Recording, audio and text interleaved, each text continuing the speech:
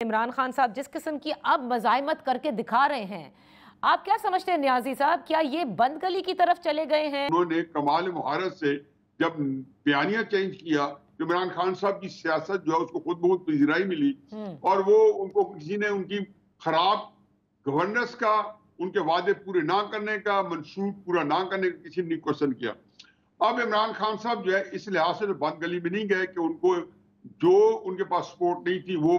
Support बदरजा अतम कसीर तादाद में उनके पास आ गई और पाकिस्तान की सियासत में वो एक भरपूर लीडर के तौर पर सामने आए। अब इसका एक दूसरा हिस्सा है, ठीक है, ये जो आपको पब्लिक सपोर्ट होती है, जो आपको मजबूत सियासत देती है, इसके जरूरी है कि आपको बैलेट बॉक्स मिले। अब इमरान खान साहब ने जिस नैरेटिव पे ये सियासत मजबूत बनाई वो है एस्टेब्लिशमेंट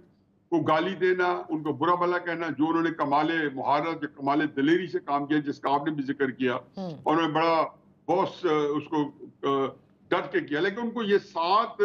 उनको एक सियासी ऐसी हिकमत अमली चाहिए थी कि उनको इलेक्शन दे जाती जिसमें उनको वोट पड़ जाता,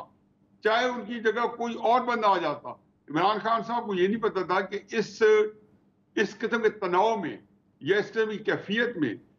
वो बिल्कुल ही एक इलेक्शन को कभी नहीं मिल सकता, ना कभी आज तक पहले किसी को मिला है। ये सही है या गलत है, मैं इसकी मेरिट पे नहीं जा रहा हूँ, ठीक है, लेकिन नहीं मिलता। तो इमरान खान साहब जो है इस लिहाज से आप बिल्कुल आपकी बात सही है कि बंद गली में है कि उनके लिए आगे बढ़ने का रास्ता नहीं है। अच्छा, चाहे एस्टेब्लिशमेंट को नीचा दिखा लें या एस्टेब्लिशमेंट को नीचा दिखा दें, इमरान खान साहब के लिए पॉलिटिकल स्पेस उस वक्त तक नहीं है